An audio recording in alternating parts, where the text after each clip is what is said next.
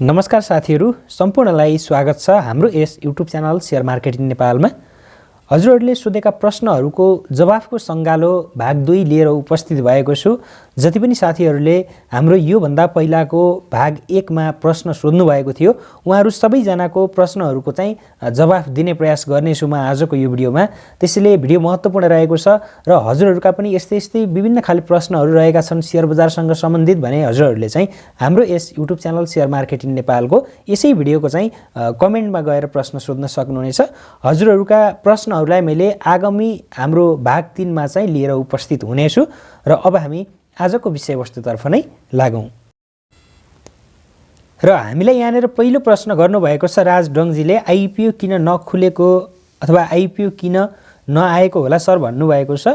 IPO पर्सि 21 गतेदेखि खुल्दैछ। जाल्पा सामुदायिक लघुवित्त वित्तीय संस्था लिमिटेडको त्यसको बारेमा चाहिँ आइपिओ को डिटेल एनालाइसिसको भिडियो पनि मैले 21 गतेसम्म हजुरहरूलाई लिएर आउनेछु।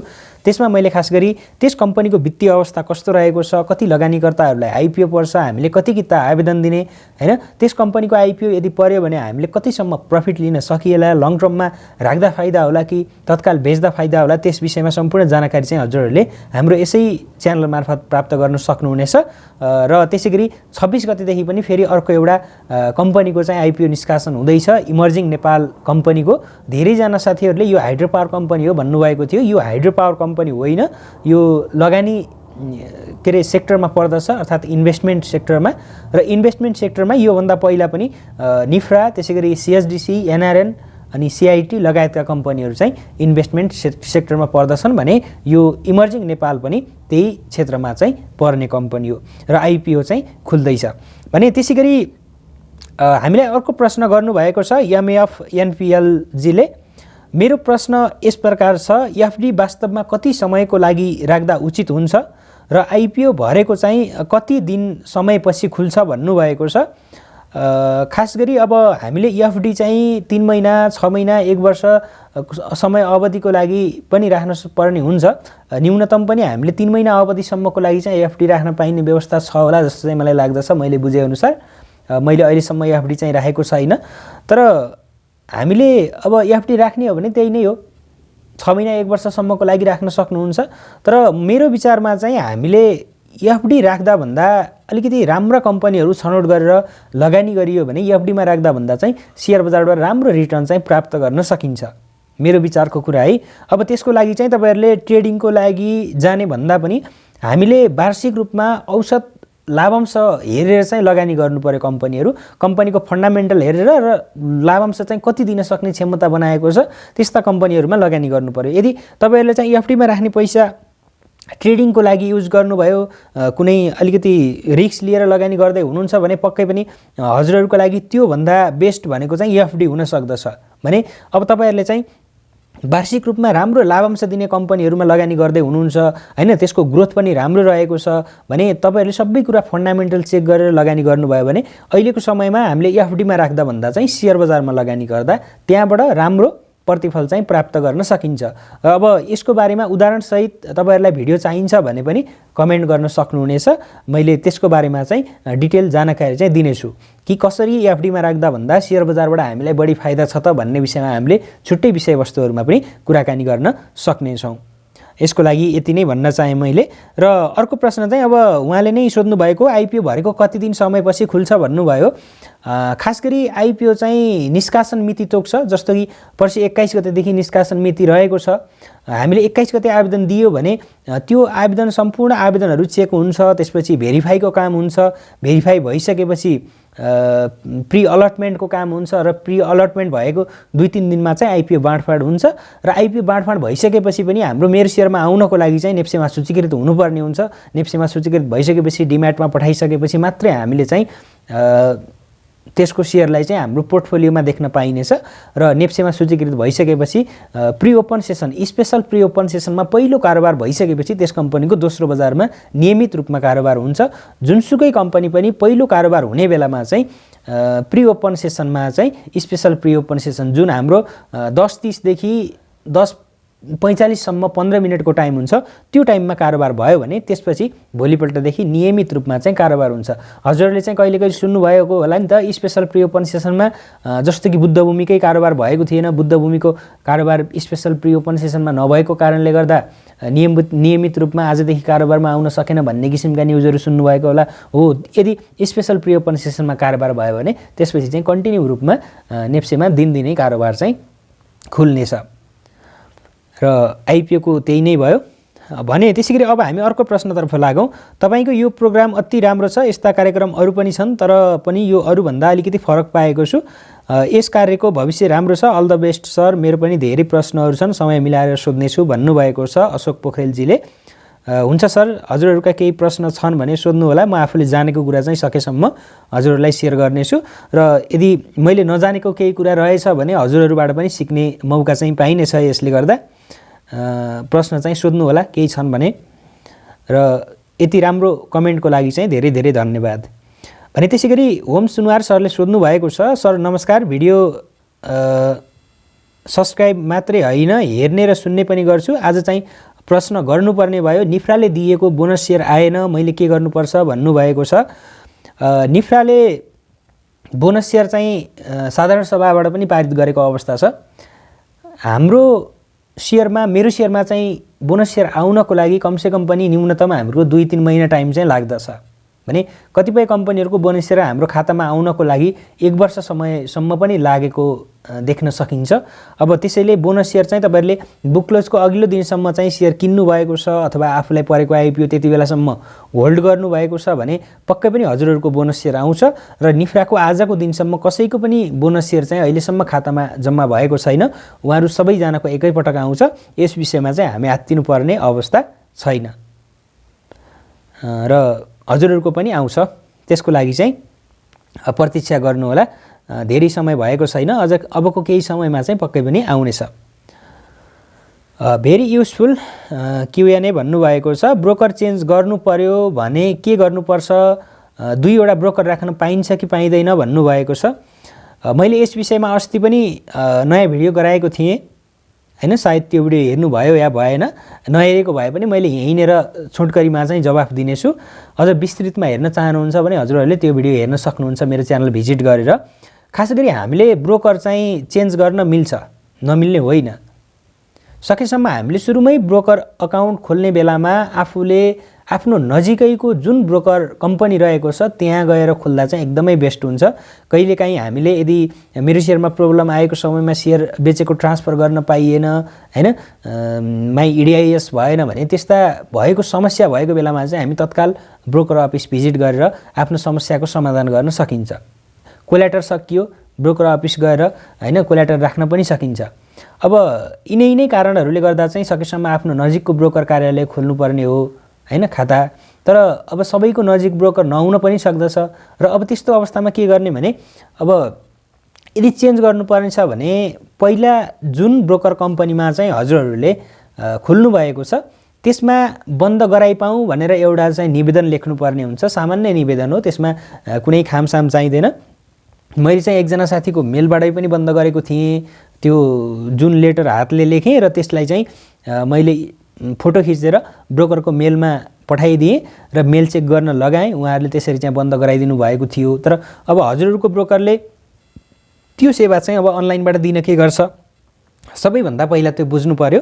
र यदि दिन्छ भने हामीले त्यसरी एउटा सामान्य लेटर लेखेर चाहिँ ब्रोकर बन्द गराइपाऊँ भनेर चाहिँ एउटा लेटर लेखेर पठाइसकेपछि उहाँहरूले बन्द गराइदिनु हुनेछ र त्यस पछाडि हामी अर्को ब्रोकरकोमा चाहिँ अकाउन्ट खोल्नको लागि प्रोसेस गर्न पाइन्छ। एकैपटक 2 वटा ब्रोकर कम्पनीबाट चाहिँ एकैजना व्यक्तिको चाहिँ कारोबार गर्न पाइँदैन भने। त्यसै गरी पैसा थोरै हुने बट लङ टर्म इन्भेस्टमेन्ट गर्न खोज्नेले राम्रो डिभिडेन्ड दिने सबै सेक्टरको कम्पनी चुज गर्ने अनि सुरुमा 10-20 किता किन्ने अनि मार्केट घटेको बेला थोरै थोरै किता थप्दै जाँदा कस्तो हुन्छ सर भन्नुभएको छ। हो, यो अब उहाँको प्रश्न एकदमै राम्रो लाग्यो, उहाँले चाहिँ राम्रोसँग बुझेर चाहिँ कमेन्ट गर्नुभएको छ।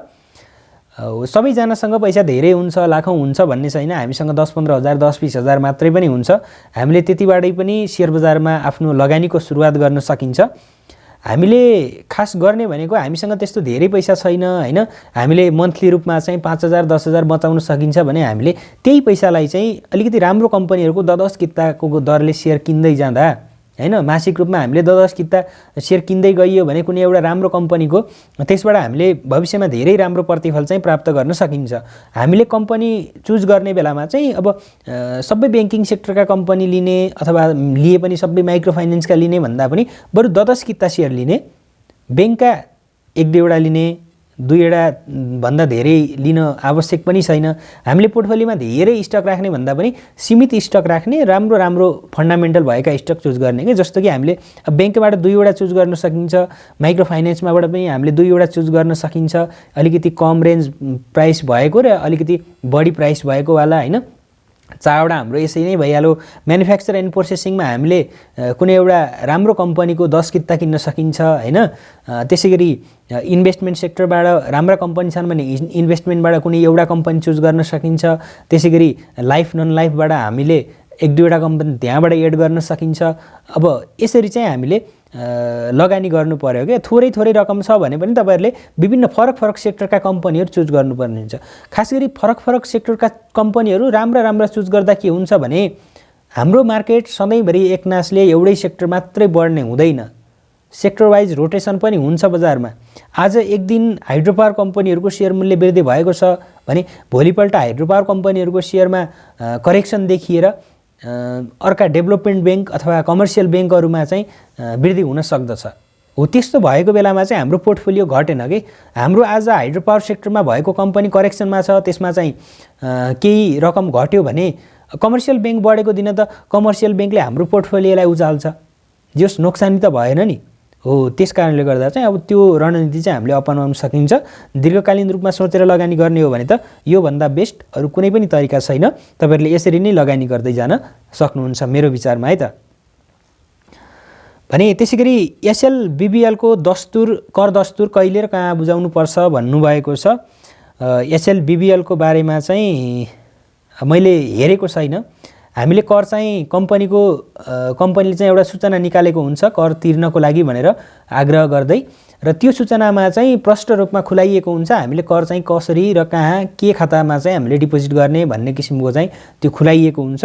कतिपय कम्पनीहरुको हामीले अनलाइनबाट कनेक्ट आइपीएस बाट पनि तिरेर त्यो के रे आफ्नो शेयर चाहिँ खातामा लिन सकिन्छ भने कतिपय कम्पनीहरुको चाहिँ उसले कुन बैंक अकाउन्टमा चाहिँ जम्मा गर्नु भनेको छ त्यही बैंक अकाउन्टमा चाहिँ हामीले जम्मा गरिदिनु पर्ने हुन्छ, र त्यति गरिसकेपछि चाहिँ उनीहरुले हाम्रो खातामा चाहिँ शेयर पठाइदिन्छन्। अब यस विषयमा चाहिँ मैले नोटिस हेर्नुपर्ने हुन्छ, नोटिस हेरेर चाहिँ म हजुरहरुलाई चाहिँ यही कमेन्टमा चाहिँ मेसेज गरिदिनेछु।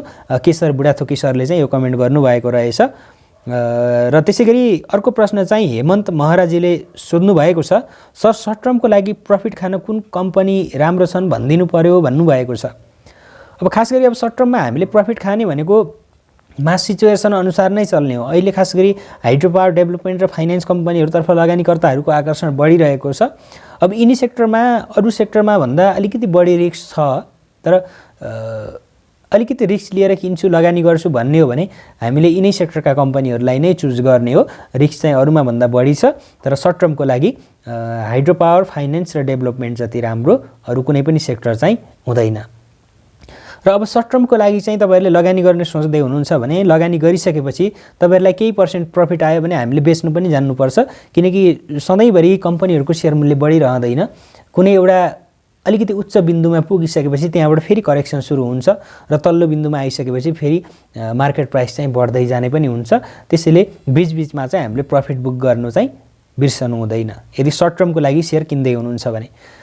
त्यसैगरी अर्को प्रश्न चाहिँ विजय मोडबारी सरले प्रश्न गर्नु भएको छ, कोलाटेरल युटिलाइज भएको पैसा ब्रोकरले लिन्छ कि हामीलाई फिर्ता आउँछ सर भन्नु भएको छ। अब खास गरी कोलाटेरल चाहिँ दुई तरिकाले राख्न सकिन्छ। एउटा चाहिँ हामी आफैले क्याश लोड गरेर राख्न सकिन्छ, जुन इन्टरनेट बैंकिङ अथवा कनेक्ट आइपीएस बाट हामीले आफैले क्याश लोड गरेर कोलाटेरल डिपोजिट गर्न सकिन्छ। अर्को भनेको यदि हामीले शेयर बेचियो अथवा ब्रोकरले हामीलाई यत्तिकै राखिदियो, यदि हामी आफ्नो पैसाले कोलाटेरल राखिएको छ भने त्यो युटिलाइज भयो भन्नुको मतलब हामीले त्यस बराबरको रकमको शेयर किनिसकियो हामीले कोल्याटरमा आफैले पैसा राखिसकेपछि हामीले कोल्याटरमा राखेकै पैसाले सेयरको राफसाफ गर्न सकिन्छ। कोल्याटरमा राख्ने जस्तो कि तपाईहरुले 10,000 रुपैयाँ कोल्याटरमा राख्नुभयो आजको दिनमा र आजै तपाईहरुले चाहिँ त्यो 10,000 को सबैको सेयर किन्नुभयो भने तपाईहरुले ब्रोकरलाई पैसा तिर्नु पर्दैन, कोल्याटरबाटै राफसाफ गर्न पाइन्छ। र यदि चाहिँ ब्रोकरले हजुरहरुलाई चाहिँ कोल्याटर आफै राखिदिएको छ, कोल्याटरको बापत तपाईहरुले कति पनि पैसा तिर्नु भएको छैन र तपाईहरुले चाहिँ 10,000 को सेयर किन्नुभयो भने हामीले चाहिँ त्यो 10,000 ब्रोकरलाई पेमेन्ट गर्नुपर्ने हुन्छ। कोल्याटर युटिलाइज भयो भन्नुको मतलब त्यति, जस्तो कि तपाईहरुको 50,000 कोल्याटर छ, 25,000 चाहिँ युटिलाइज भयो भन्नुको मतलब 25,000 को सेयर चाहिँ तपाईहरुले किनिसक्नुभयो, तपाईहरुसँग अब जम्मा 25,000 चाहिँ किन्न मिल्ने लिमिट छ है भन्ने चाहिँ त्यहाँनेर देखाइएको हुन्छ। कोल्याटर युटिलाइज भनेको मतलब कोल्याटर चाहिँ यति युज भयो अहिलेसम्म भन्ने हो हैन। त्यसैले त्यो कोल्याटर युटिलाइज भएको पैसा चाहिँ ब्रोकरले हजुरहरुलाई चाहिँ फिर्ता गर्दैन। र यदि अब तपाईहरुले कोल्याटर आफैले पैसा लोड गर्नु भएको छ र सेयर किनेको पैसा पनि आफै तिर्नु भएको छ भने त्यस्तो अवस्थामा चाहिँ फिर्ता हुन्छ। त्यस्तो अवस्थामा फेरि कोल्याटर राख्दै भन्न पाइन्छ ब्रोकरलाई, तर कोल्याटरमा पनि आफै राख्नु भएको छ, कोल्याटरमा आफै पैसा राख्नु भएको छ भने छुट्टै सेयर किने बापत छुट्टै चाहिँ पेमेन्ट गर्नु पर्दैन। र त्यसैगरी अर्को प्रश्न चाहिँ ज्योति बुढाथोकीजीले गर्नुभएको छ, न्यादी र मध्य भोटेकोसीको आइपिओ कतिसम्म होल्ड गर्दा राम्रो हुन्छ,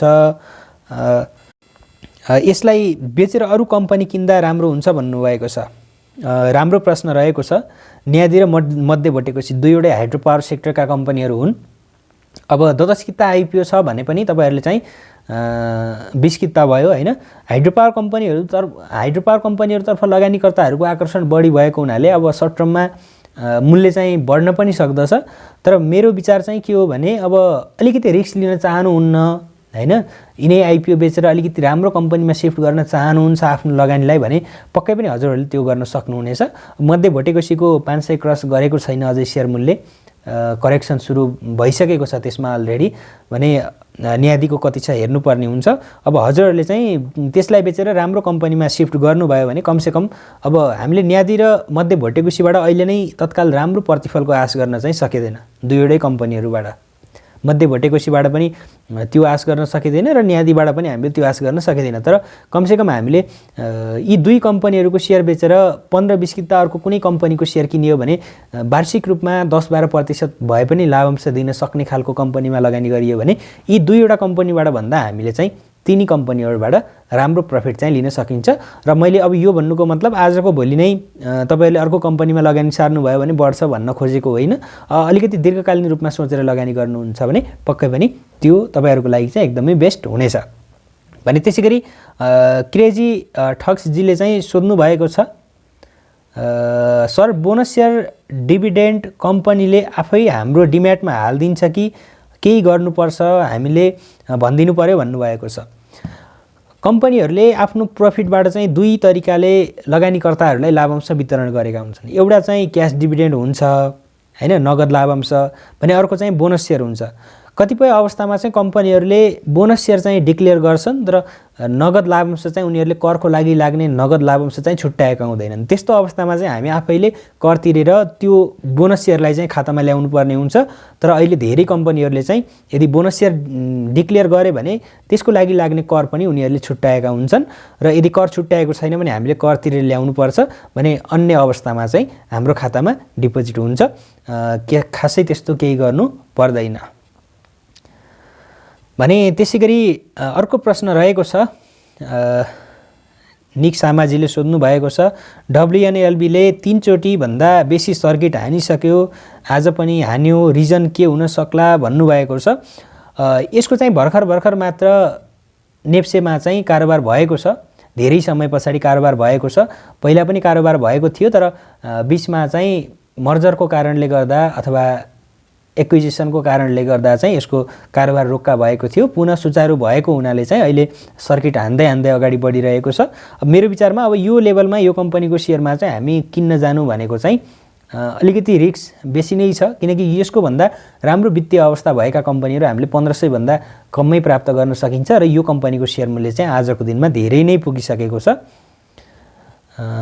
यति नै भन्न चाहे मैले यसको बारेमा।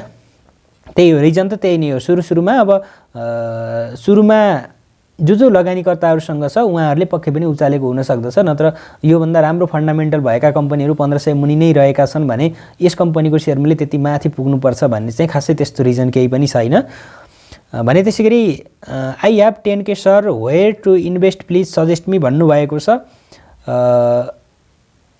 हजुरहरूसँग 10,000 छ र मसँग 10,000 छ, मैले कुन कम्पनीमा अथवा कुन सेयरमा लगानी गरौँ भन्नुभएको छ। 10,000 रुपियाँ छ भन्नु पनि तपाईँहरूको लागि ठुलो कुरा हो, किनकि हामी सबैजनासँग धेरै लगानी गर्न सक्ने क्षमता हुँदैन। हामी आफूसँग जति क्षमता छ त्यही अनुसारको लगानी गर्दै जाने हो। र हजुरहरूको लागि चाहिँ यदि 10,000 छ भने अहिलेको समयमा चाहिँ हामीले लङ टर्मको लागि लगानी गर्नुपर्दा कमर्सियल ब्याङ्क नै बेस्ट हुन सक्दछ। अब माइक्रो फाइनेन्स कम्पनीहरू अलिकति वित्तीय अवस्था राम्रो भएको माइक्रो फाइनेन्स कम्पनीहरू चाहिँ हामीले 10 किता किन्नको लागि पनि 20-25 हजार 15-20 हजार लागत लाग्ने हुन्छ हैन। तर कमर्सियल ब्याङ्कहरू त हामीले राम्रो फन्डामेन्टल भएका कम्पनीहरू 300 देखि 500 सम्मको रेन्जमा सजिलै प्राप्त गर्न सकिन्छ। त्यस कारणले गर्दा चाहिँ कमर्सियल ब्याङ्कमा नै लगानी गर्नु होला। अब जस्तो कि अब मैले ठ्याक्कै कम्पनीको नाम नै तोकेर त भन्न नहुने हो, तर मेरो विचारमा चाहिँ हजुरहरूले कमर्सियल ब्याङ्कमा चुज गर्दै हुनुहुन्छ भने तपाईँहरूको लागि अलिकति सस्तो राम्रो भनेको माछापुच्छ्रे ब्याङ्क पनि राम्रै रहेको छ, सिद्धार्थ ब्याङ्क जसको रिपोर्ट पनि एकदमै राम्रो रहेको छ। अब एनआइसिसिआई ब्याङ्क पनि नबिल ब्याङ्कलाई धेरै सूचकहरूमा चाहिँ उछिनेको अवस्था छ। आगामी वर्षहरूमा नबिल ब्याङ्कबाट पनि हामीले राम्रो लाभांशको चाहिँ आश गर्न सकिन्छ। चुक्ता पुँजी पनि कम भएको कम्पनी छ। अब यो आर्थिक वर्षमा त लाभांश गइ नै हाल्यो, त्यसको लाभांश अब आउने छैन। आगामी आर्थिक वर्षमा राम्रो लाभांशको लागि चाहिँ लगानी गर्न चाहनुहुन्छ भने तपाईँहरूको लागि एनआइसिसिआई ब्याङ्क पनि राम्रो हुन सक्दछ। अन्य धेरै ब्याङ्कहरू रहेका छन्। ग्लोबल आइएमबी ब्याङ्क पनि वित्तीय अवस्था राम्रै नै निकालेको छ क्वार्टर 2 को रिपोर्ट अनुसार हैन। कमर्सियल ब्याङ्कहरूमा तपाईँहरूले चाहिँ अलिकति राम्रो कमर्सियल ब्याङ्क छानेर विगतको डिभिडेन्ड र अहिलेको यो आर्थिक वर्षको रिपोर्ट हेरेर चाहिँ तपाईहरुले लगानी गर्न सक्नुहुन्छ। कमर्सियल ब्याङ्कमा नै लगानी गर्नु होला। 10,000 लगेर चाहिँ तपाईहरुले ट्रेडिङको लागि चाहिँ नलगाउनु होला। यदि ट्रेडिङमा हाल्नु भयो भने हो एउटा सम्भावना के हुन्छ भने तपाईले ट्रेडिङमा 10,000 हाल्नु भयो भने त्यो 10,000 को चाहिँ 15,000 हुन पनि सक्दछ र 25,000 हुन पनि सक्दछ। त्यो कुराको ग्यारेन्टी हुँदैन। तर त्यो 10,000 को लगानी तपाईको 5,000 झर्न सक्ने सम्भावना पनि हुन्छ कि ट्रेडिङमा। तर हामीले लङ टर्म को लागि लगानी गरियो भने हामीले लङ टर्म को लागि हेर्ने हो। आज लगानी गरेर 2-3 दिनमा कति भयो पोर्टफोलियो, कति बढेछ, कति पुग्यो शेयर मूल्य भनेर हेर्ने भन्दा पनि 4-5 वर्ष समय छाडिदिनुस् त्यो 10,000 लाई। त्यसपछि तपाईहरुको शेयर मूल्य, त्यसपछि तपाईहरुको 10,000 को भ्यालु कति हुन्छ त्यो चाहिँ तपाईहरुले हेर्न सक्नुहुनेछ। र तपाईहरुको लागि चाहिँ मैले त्यही नै भने।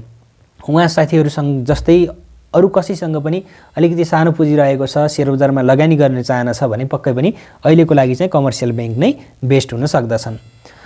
भने त्यसैगरी आईपीओ कहिलेसम्म आउँछ होला हजुर, केही जानकारी मिल्छ कि भन्नुभएको छ वीरेन्द्र बोहराजीले। आईपीओ 21 गते र 26 गतेदेखि खुल्दैछ दुईवटा कम्पनीहरुको। त्यसको बारेमा डिटेल एनालाइसिस मेरै युट्युब च्यानलबाट चाहिँ आउनेछ, प्रतीक्षा गर्नु होला। हामीले 10 किता आवेदन दिने हो, धेरै आवेदन दिन जरुरी छैन। मैले यसको बारेमा अलरेडी केही सामान्य जानकारीको भिडियो पनि गराइसकेको छु। भने त्यसैगरी उषा गौतमजीले चाहिँ जेबीएलबी को बोनस कहिले र कति % जति आउँछ होला सर भन्नुभएको छ। जेबीएलबी को बोनस शेयर चाहिँ अब माइक्रो फाइनेन्समै कुरा गर्ने हो भने जम्मा 5-6 वटा कम्पनी मात्रै छन् बोनस डिक्लेयर गर्न बाँकी कम्पनीहरू। र विगत 2-3 दिनको मूल्य हेर्ने हो भने जीवन विकासमा लगानीकर्ताहरूको आकर्षण धेरै देखिएको छ। र यस अर्थमा चाहिँ एउटा आशंका चाहिँ के लागिरहेको छ भने कि जीवन विकासको राम्रो रिपोर्ट आउनेवाला छ हैन, धेरै प्रफिट गरेको चाहिँ रिपोर्ट आउनेवाला छ, अथवा कि के रे लगानीकर्ताहरूलाई राम्रो लाभांश चाहिँ दिने घोषणा गर्दै गरेको छ भन्ने चाहिँ हामीले अलिकति त्यो पनि हामीले कन्सेप्ट बुझ्न सकिन्छ। किनकि अब हाम्रो कन्ट्रीमा यस्ता इनसाइडरका केसहरू धेरै हुने गर्दछन्। हामी लगानीकर्ताहरूले सूचना थाहा पाउनु भन्दा 2-4 दिन अगाडि नै ठुला लगानीकर्ताहरूले चाहिँ थाहा पाइसकेका हुन्छन्। अब त्यस कारणले गर्दा चाहिँ अब बोनस डिक्लेयर गर्ने अवस्थामा पनि छ कि भनेर चाहिँ हामीले बुझ्न सकिने ठाउँ रहेको छ। यदि हजुरहरुसँग चाहिँ जीवन विकासको आईपीओ छ भने अहिले बोनस नदिए पनि आगामी वर्षमा चाहिँ राम्रो बोनस दिनेछ। अब तपाईहरुले यतिको कम्पनीहरुलाई चाहिँ अहिले 40-50 हजार को मुख देखेर फाल्नु भन्दा तपाईले 2-4 वर्ष 5-7 वर्ष होल्ड गर्नुभयो भने यही अहिलेको 40-50 हजार पक्कै पनि त्यति बेलासम्म 1 लाख 1.5 लाख सम्म चाहिँ सजिलैसँग चाहिँ पुग्नेछ। अब त्यसको लागि चाहिँ तपाईहरुले आजको भोलि कति पुग्यो भन्दा पनि होल्ड गरेर हेर्नु पर्नेछ। भने त्यसैगरी अर्को प्रश्न आएको छ हामीलाई इडिबिएल को 77-78 को डिभिडेन्ड दिन्छ कि दिँदैन, दिए कहिलेसम्म देला सर भन्नुभएको छ। त्यसैगरी CMF1 को बुक क्लोज भएको पनि 3 मन्थ भन्दा बढी भयो, बोनस आएन किन होला, धनगढीबाट हो सर भन्नुभएको छ। प्रश्नको लागि धेरै धेरै धन्यवाद सर। सोध्नु भएको छ इडिबिएल को 77-78 को डिभिडेन्ड दिन्छ कि दिँदैन भन्नुभएको छ। अब 77-78 को डिभिडेन्ड चाहिँ दिनुपर्ने हो, कतिसम्म सक्छ हैन, उसको प्रफिटबाट चाहिँ कतिसम्म दिन पुग्दछ त्यो चाहिँ डिभिडेन्ड दिनुपर्ने हो र त्यसको लागि अझै पनि टाइम रहेको छ। आगामी असार मसान्तसम्म घोषणा गर्न सक्दछ। अब कहिले नै ठ्याक्कै यति गति नै घोषणा गर्छ भन्ने चाहिँ ग्यारेन्टी छैन। अझै पनि कतिपय कम्पनीहरूले लगानीकर्ताहरूलाई दिने लाभांश घोषणा गर्न बाँकी रहेको छ, पक्कै पनि यसको पनि आउन सक्दछ। र त्यसैगरी अब CMF1 को बुक क्लोज भएको पनि 3 महिनाभन्दा बढी भइसक्यो, बोनस आएन किन होला भन्नुभएको छ। यो अब CMF1 को क्यास डिभिडेन्ड होला सायद। क्यास डिभिडेन्ड चाहिँ उनीहरूले खातामा जम्मा गरेका छैनन् होला, पक्कै पनि अबको केही समयमा चाहिँ जम्मा हुनेछ। यस विषयमा म पनि अलिकति जानकार छैन, यस विषयमा मैले पनि अलिकति CMF1 ले डिपोजिट गरेको छ कि छैन भन्ने चाहिँ मैले पनि बुझेको छैन। यो चाहिँ मैले पनि हेर्नुपर्छ र मैले पनि केही सूचना पाएँ भने हजुरलाई चाहिँ म यसै कमेन्टमा चाहिँ जानकारी दिनेछु। भने त्यसैगरी अर्को प्रश्न चाहिँ अर्जुन शर्माले RMDC लघुवित्त किन्दा कस्तो होला भन्नुभएको छ। RMDC लघुवित्त पनि अलिकति सस्तो कम्पनीमा नै पर्दछ, ठिकै छ, राम्रै नै रहेको छ। अब यसको सेयर मूल्य पनि त्यस्तो धेरै नै रहेको छैन र तपाईहरुले अब पक्कै पनि वित्तीय अवस्था राम्रो हेरेर किन्दै हुनुहुन्छ भने र विगतको लाभांश पनि हेरेर किन्नु होला। माइक्रो फाइनान्स किन्दा माइक्रो फाइनान्समा हामीलाई धेरै अप्सनहरु रहेका छन्, धेरै कम्पनीबाट चाहिँ हामीले छनौट गरेर किन्न सकिन्छ। माइक्रो फाइनान्स कम्पनीमा धेरै अब्बल कम्पनीहरु रहेका छन् जसले लगानीकर्ताहरुलाई राम्रो लाभांश चाहिँ दिइरहेका छन् र आगामी वर्षमा पनि दिने क्षमताका रहेका छन्। किनिसकेपछि त्यस्ता कम्पनीमा लगानी गर्नु होला। अब बाँकी कुरा हैन, आगामी दिनहरुमा पनि गर्दै जानेछौं। माइक्रो फाइनान्स कम्पनीहरुको वित्तीय अवस्था अनुसार कुन किन्ने भन्ने विषयमा मैले एउटा भिडियो चाहिँ लिएर आउँदै छु, त्यस विषयमा पनि केही म जानकारी दिनेछु। र शेयर बाइ गरेको कति दिन भित्र चाहिँ ब्रोकर अफिसमा पैसा बुझाइसक्नु पर्छ सर भन्नु भएको छ। हामीले आज शेयर किनियो भने पर्सिसम्ममा खातामा, अब हामीले आज किनेको शेयर भोलि खातामा आउँदैन, पर्सि बेलुकी खातामा आउने हो। पर्सि दिउँसोसम्म हामीले तिरियो भने पर्सि बेलुकी चाहिँ हाम्रो खातामा ब्रोकरले राखिदिन्छ। र यदि पर्सि हामीले क्याश तिरिएन भने चाहिँ क्याश नतिरेसम्म चाहिँ ब्रोकरले अहिले खातामा शेयर हालिदिँदैनन् र कतिपय ब्रोकरहरूले चाहिँ फाइन पनि लगाउने गरेका छन्। त्यसैले आफ्नो क्षमता अनुसार शेयर किनौं र शेयर किनेको पैसा चाहिँ समयमा नै ब्रोकरलाई बुझाउने गरौँ। र यदि ब्रोकरले दिन ढिलाइ गरेको अवस्थामा पनि हामीले ब्रोकरलाई खबरदारी गर्न सकिन्छ। र त्यसैगरी निफ्राको मेरोमा त बोनस आएको छैन त सर, शेयर बोनस हो कि क्याश हो भन्नु पर्यो। निफ्राले बोनस शेयर वितरण गरेको हो र बोनस शेयरको लागि लाग्ने कर पनि उसले डिक्लेयर गरेको छ। बोनस शेयर खातामा आउनको लागि चाहिँ केही टाइम लाग्छ। यस विषयमा हामीले अघि नै पनि केही छलफल गर्यौं, त्यसैले धेरै कुरा सायद भन्नुपर्छ जस्तो लागेन मलाई, बुझिसक्नु भयो होला सरले। भने त्यसैगरी अर्को प्रश्न चाहिँ कृष्ण विश्वकर्मा सरले सोध्नु भएको छ, why would meet to the broker sir please, I want to that's answer please भन्नु भएको छ। यो प्रश्नको जवाब चाहिँ मैले हजुरहरूलाई एउटा कारण सहित दिन्छु। ब्रोकर भनेको कस्तो हो भने ब्रोकरले हामी बीच चाहिँ मध्यस्थकर्ताको काम गरिरहेको हुन्छ के। जस्तो कि मैले शेयर बेचेँ र मैले को मार्फत बेचेँ, मैले दलाल मार्फत बेचेँ, ब्रोकर मार्फत बेचेँ शेयर हैन। र मैले शेयर बेचेँ भने पक्कै पनि तपाईहरुले शेयर किन्नु भएको हुन्छ। एकजनाले नकिनेसम्म त अर्कोले बेच्न मिल्दैन हैन। तपाईहरुले शेयर किन्नु भयो, किनेको पैसा तपाईहरुले ब्रोकरलाई दिनुहुन्छ र ब्रोकरले चाहिँ मलाई दिन्छ के। मैले शेयर बेचेको भएपछि तपाईहरुले ब्रोकरलाई पेमेन्ट गर्नुहुन्छ हैन। अनि ब्रोकरले चाहिँ मैले बेचे बापतको रकम उसले आफ्नो कमिसन कटाएर सेवन फी, डीपी चार्ज सबै काटकुट गरेर बल्ल हाम्रो खातामा डिपोजिट हुन्छ। भने मैले शेयर किने भने मैले शेयर कति बराबरको किने, कति रकमको किने त्यो मैले ब्रोकरलाई पेमेन्ट गर्छु। अनि ब्रोकरले चाहिँ हजुरहरूलाई पेमेन्ट गर्छ के। त्यसपछि हो यो हामी दुईजनालाई जोड्ने काम चाहिँ कसले गरेको छ त, ब्रोकरले गरेको छ हैन। त्यसकारणले गर्दा चाहिँ हामीले ब्रोकरकोमा चाहिँ खाता खोल्नुपर्छ र ब्रोकर मार्फत चाहिँ हामीले कारोबार गर्नुपर्छ। र त्यही कारणले गर्दा चाहिँ हामीलाई ब्रोकर चाहिँ आवश्यकता रहेको छ। हामीले ब्रोकरलाई चाहिँ भेट गर्नुपर्ने, ब्रोकर एकाउन्ट खोल्नुपर्ने भनेको चाहिँ त्यस कारणले गर्दा नै हो। र त्यसैगरी अर्को प्रश्नतर्फ लागौँ। सर, सानिमा बैंक र नेपाल इन्भेस्टमेन्ट बैंक मध्ये कुन राम्रो छ सर भन्नुभएको छ। नेपाल इन्भेस्टमेन्ट बैंकको अहिले कारोबार रोक्का भएको छ। तपाईहरुले नेपाल इन्भेस्टमेन्ट बैंकको शेयर मन पर्यो, राम्रो छ भन्ने पनि अहिले किन्न सक्नुहुन्न। नेपाल इन्भेस्टमेन्ट बैंक र हिमालयन बैंकको चाहिँ मर्जरको कारणले गर्दा चाहिँ शेयर कारोबार रोक्का भएको छ। र अब सानिमा बैंक पनि राम्रो बैंक हो। लाभांशको इतिहास हेर्ने हो भने पनि ठिकठाक नै दिएको छ। हजुरहरूले चाहिँ लङ टर्मको लागि किन्ने सोच गराउनु भएको छ भने पक्कै पनि सानिमा बैंक पनि हजुरहरूको लागि राम्रो हुन सक्दछ। भने त्यसैगरी अर्को प्रश्नतर्फ लागौँ। महेश दालजीले सोध्नु भएको छ, नमस्कार हजुर, जेबीएलबी महिला नेसनल माइक्रोमा चाहिँ कुन किन्दा ठिक होला लङ टर्मको लागि भन्नुभएको छ। तीनवटै माइक्रो फाइनेन्स कम्पनीहरू एकदमै राम्रा माइक्रो फाइनेन्स कम्पनीहरू हुन् हैन। र अब यी तीनवटामा चाहिँ ठ्याक्कै यही नै किन्नुस् भनेर चाहिँ छुट्याउन सकिने अवस्था छैन। अब अहिलेको सन्दर्भमा चाहिँ अब डिभिडेन्ड दिन बाँकी रहेको कम्पनी भनेको जीवन विकास रहेको छ। र हामीले अबको 8-9 महिना होल्ड गरियो भने जहाँसम्म 2वटै आर्थिक वर्षको चाहिँ डिभिडेन्ड खान पाइन्छ। र यस सन्दर्भमा महिला लघुवित्त र नेसनल माइक्रो फाइनेन्सको चाहिँ दुवैको लाभांश घोषणा भएर बुक क्लोज पनि भइसकेको छ। हामीले ती कम्पनीहरूको लाभांश प्राप्त गर्न सकिँदैन भने जेबीएलबीको अझै पनि घोषणा हुन बाँकी रहेको छ र लगानीकर्ताहरूले राम्रो लाभांश चाहिँ प्राप्त गर्ने आश पनि गरिरहेका छन्। जहाँसम्म दियो भने त अहिलेको कन्डिसनमा चाहिँ हामीले जीवन विकास नै किन्दाखेरि चाहिँ मेरो विचारमा राम्रो हुन्छ कि जस्तो लाग्दछ। तर हजुरहरूले चाहिँ लङ टर्मको लागि किन्दै हुनुहुन्छ भने महिला लघुवित्त पनि राम्रो हो। अहिलेको क्वार्टर 2 मा पनि उसले अर्निङ पर शेयरलाई लहेर्नुस् त त्यत्रो लगभग करिब 50% बोनस शेयर दिएर पनि आफ्नो अर्निङ पर शेयरलाई मेन्टेन गरिरहेको छ, ग्रोथ गरिरहेको छ भनेपछि कतिको राम्रो कम्पनी हो भन्ने हामीले त्यहाँबाट बुझ्न सकिन्छ के हो। त्यही भएर महिला लघुवित्त पनि राम्रो हो, नेसनल माइक्रो फाइनेन्स पनि एकदमै राम्रो रहेको छ। तीनवटामा तपाईहरुले जुन किने पनि हुन्छ। तर मेरो विचारमा चाहिँ म जीवन विकास नै किन्न चाहन्छु। मेरो दृष्टिकोणले भन्ने हो भने है, अलिकति लङ टर्मको लागि।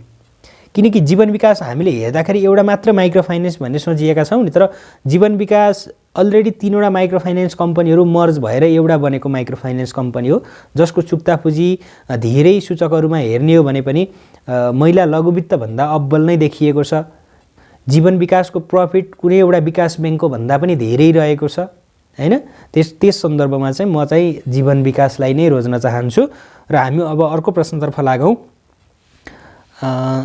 तब्रेज आलम अन्सरीजीले सोध्नु भएको छ, सर नेपालको शेयर प्राइस स्टेबल छैन भन्नुभएको छ। अब शेयर बजार भनेको अलिकति चलायमान हुने क्षेत्र हो हैन। अब त्यस कारणले गर्दा चाहिँ अब सामान्य कुराहरूले पनि हलचल चाहिँ गराइरहेको हुन्छ। अब चुनावी माहौल, त्यस पछाडि अब लकडाउन, यस्तै विभिन्न खाले कुराहरूले पनि शेयर बजारलाई चाहिँ अलिकति प्रभाव चाहिँ पारिरहेको हुन्छ। त्यसैगरी हामी अर्को प्रश्नतर्फ लागौँ। समीर मगरजीले सोध्नु भएको छ, मलाई एउटा कम्पनीको पैसा फिर्ता नै आएको छैन सर, के गर्ने होला भन्नुभएको छ। हजुरले पक्कै पनि आइपिओ को कुरा गर्नुभएको होला।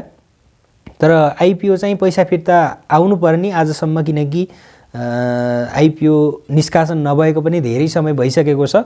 पक्कै पनि आएको छ, हजुरहरूले चाहिँ नहेरेको हुनुपर्दछ। यदि ब्लक अमाउन्ट भनेर देखाएको छ भने पक्कै पनि हजुरको कुन बैंक हो त्यसमा गएर बुझ्नु होला, आउँछ। र यदि ब्रोकरले पैसा हालिदिएको होइन भने चाहिँ तपाईहरुले ब्रोकरलाई फोन गरेर मैले यो शेयर बेचेको, मेरो पैसा आएको छैन भनेर खबरदारी गर्न सक्नुहुनेछ। त्यसैगरी अर्को प्रश्नमा चाहिँ मदन जङ छेत्रीजीले सोध्नु भएको छ, न्यादी हाइड्रो पावरको 10 किता सेल गर्दा ठिक होला कि होल्ड प्लिज भनिदिनु पर्यो भन्नुभएको छ। अब हजुरहरूले चाहिँ अब राम्रो मौकामा बेच्न चाहनुहुन्छ भने पनि ठिकै नै हुन्छ। यदि बेचेर आफ्ना केही आवश्यकता छन् अथवा अन्य आइपिओ भर्नुपर्छ भने तपाईहरुले बेच्दा पनि हुन्छ। अब अलिकति शेयर बजारको बारेमा ज्ञान छ हैन, त्यही शेयरलाई बेचेर त्यो भन्दा अलिकति राम्रो कम्पनी 1-2 हजार थपेर किन्न चाहनुहुन्छ भने पक्कै पनि त्यसलाई बेचेर राम्रो कम्पनीहरुमा लगानी गर्दा पनि हुन्छ। अथवा तपाईहरुले चाहिँ अब लङ टर्ममा त्यसैलाई राख्छु भन्दा पनि त्यस्तो राम्रो लाभांशको चाहिँ हामीले तत्काललाई आश गर्न सकिने अवस्था छैन। त्यसकारणले गर्दा चाहिँ अब अलिकति राम्रो लाभांश खोज्न चाहनुहुन्छ भने पक्कै पनि त्यसलाई बेचेर अरु कम्पनीमा शिफ्ट हुँदा नै राम्रो होला। त्यसैगरी बुद्ध भूमिको नेप्सेमा कहिले आउँछ सर भनिदिनु पर्यो भन्नुभएको छ। बुद्ध भूमिको नेप्सेमा सूचीकृत भएर पनि कारोबार भइरहेको छ, मूल्य पनि धेरै पुगिसकेको छ। यदि हजुरहरूसँग चाहिँ यसको शेयर रहेको छ यो कम्पनीको भने लगभग बेच्ने बेला चाहिँ अब हुन लागेको छ। हजुरहरूले पक्कै पनि जुन दिनदेखि त्यसको सेयर मूल्य चाहिँ घट्न थाल्दछ अर्थात् कारोबार रकम हेर्नु होला, मार्केट डेप्थ चेक गर्नु होला, त्यस दिन चाहिँ तपाईँहरूले बेच्नुभयो भने तपाईँहरूलाई चाहिँ घाटा हुने छैन। लगभग अब चाहिँ त्यो दिन पनि आइसकेको छ। अब धेरै चाहिँ जहाँसम्म मेरो विचारमा धेरै दिन चाहिँ अब यसरी सर्किट लागेर बढ्नेवाला छैन। र एमबिजेसीको सेयर होल्ड गर्ने कि सेल गर्ने भन्नुभएको छ। एमबिजेसी भनेको मध्यभोटे कोशी, जसको 100 मेगावाट क्षमताको चाहिँ जलविद्युत आयोजना निर्माण हुँदैछ। चिलिमे हाइड्रो पावरको सहायक कम्पनीको रूपमा पनि हेरिरहेको छौँ। अब यो निर्माणाधीन अवस्थामा रहेको हो, विद्युत उत्पादन गरेको छैन, उसले अब कम्पनीले कमाउन सुरु गरेको छैन। त्यस कारणले गर्दा चाहिँ तत्कालको लागि हामीले मध्यभोटे कोशीमा चाहिँ राम्रो रिटर्नको आश गर्न सकिन्न। अब धेरै समय अवधिसम्म पाल्छु भन्नुहुन्छ भने पक्कै पनि 100 मेगावाटको कम्पनी हो। जब चाहिँ यसले विद्युत उत्पादन गर्यो, विद्युत बेच्न थाल्यो हैन, यसले चाहिँ आफ्नो लोनहरू तिरेर सकायो भने चाहिँ लगानीकर्ताहरूलाई यसले राम्रै लाभांश चाहिँ देला। तर तत्काल 1-2 वर्षको लागि चाहिँ त्यो सम्भावना देखिँदैन। त्यसैगरी सर अब कहिले मार्केट 2300 मा आउँछ भन्नुभएको छ। मार्केट अब 2300 मा आउँछ कि 3000 क्रस गर्छ भनेर कसैले पनि भन्न सकिने अवस्था छैन। मार्केट 2300 मा आउन सक्ने सम्भावना पनि छ, 2300 मा आउन नसक्ने सम्भावना पनि छ। मार्केट यहाँबाट बढेर चाहिँ माथिसम्म जान सक्ने सम्भावना पनि छ। अब मार्केट 2300 मा आउँछ भन्न चाहिँ अहिलेको अवस्थामा अलिकति कठिन नै रहेको छ। अब चुनावी माहौल यताउताले गर्दा चाहिँ जहाँसम्म मार्केट धेरै नघट्ला भन्ने चाहिँ मेरो मनसाय रहेको छ। भने त्यसैगरी 7 को काम के भइरहेको छ सर, कहाँसम्म पुग्यो प्रोसेस? 3 जनाको नाम मात्रै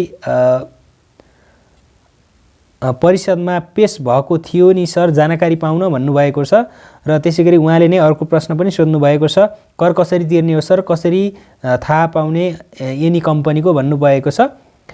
हो, यो कम्पनीहरूले चाहिँ बोनस डिक्लेयर गर्ने बेलामा बोनस सेयर मात्र दिएका छन् कि क्यास डिभिडेन्ड पनि दिएका छन् भन्ने चाहिँ बुझ्नुपर्छ। जस्तो कि गरिमा विकास ब्याङ्कको बोनस सेयर मात्र रहेको छ, त्यसको लागि तिर्नुपर्ने कर रहेको छैन। यदि हजुरहरूले मर्ज हुनुभन्दा अगाडि नै त्यसको सेयर किन्नु भएको छ भने त्यसको हामीले कर तिर्नु पर्दैन, हामीलाई छुट हुन्छ।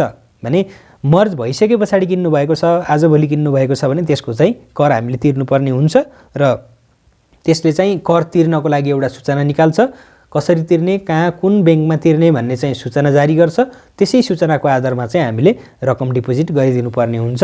र त्यसैगरी अब 7 को काम चाहिँ के भइरहेको छ भन्ने विषयमा मलाई पनि त्यति धेरै जानकारी छैन। मैले पनि 3 जनाको नाम चाहिँ आयो भन्ने चाहिँ सुनेको हो। त्यस पछाडि चाहिँ खासै न्युजहरू देख्न पाइएको छैन। भित्री कुरा अब हामीलाई पनि त्यस्तो धेरै थाहा हुँदैन हैन। अब न्युज बाहिर आइसकेपछि चाहिँ थाहा हुनेछ पक्कै पनि। अब धेरै समय नलाग्ला त्यसको लागि पनि। र त्यसैगरी दिनेश कुमार यादवजीले सोध्नु भएको छ, कहिलेसम्म खुल्छ होला सर आइपिओ भन्नुभएको छ। मैले धेरै भनिसकेँ, आइपिओ चाहिँ 21 र 26 गतेदेखि खुल्दैछ। हजुरहरूले चाहिँ भर्न नछुटाउनु होला। एमबिजेसी होल्ड गर्ने कि सेल गर्ने भन्नुभएको छ पदमलाल गौतमजीले। एमबिजेसीको बारेमा पनि मैले अघि नै भनिसकेँ, सायद हजुरहरूले सुनिसक्नुभयो होला। भने त्यसैगरी शर्मिला गजमेरजीले सोध्नु भएको छ, भोटेकोसीको 10 किता सेल गर्दा ठिक कि होल्ड गर्दा भन्नुभएको छ। मैले यस विषयमा पनि अघि नै भनिसकेँ, सायद सुन्नुभयो होला हजुरहरूले। र आजको लागि चाहिँ हामीलाई प्राप्त भएका कमेन्टहरू र प्राप्त भएका प्रश्नहरू यति नै हुन् साथीहरू। अब आगामी दिनमा हजुरहरूका सेयर बजारसँग सम्बन्धित केही प्रश्नहरू रहेका छन्, मलाई सोध्नुपर्ने केही नबुझेका कुराहरू रहेका छन् भने हजुरहरूले चाहिँ हामीलाई यसरी नै प्रश्न गर्न सक्नुहुन्छ यसै भिडियोको चाहिँ कमेन्टमा। यस भिडियोको कमेन्टमा आएका प्रश्नहरूलाई चाहिँ मैले यो पार्ट 2 भयो भने पार्ट 3 मा चाहिँ लिएर उपस्थित हुनेछु। आजको लागि यति नै। आजको यो श्रृङ्खला चाहिँ हजुरहरूलाई कस्तो लाग्यो, पक्कै पनि उपयोगी लाग्यो होला भन्ने आश गरेको छु। यदि भिडियो मन परेको भए चाहिँ च्यानललाई सब्स्क्राइब गरिदिनु होला र यो भिडियोलाई लाइक गरिदिनु होला।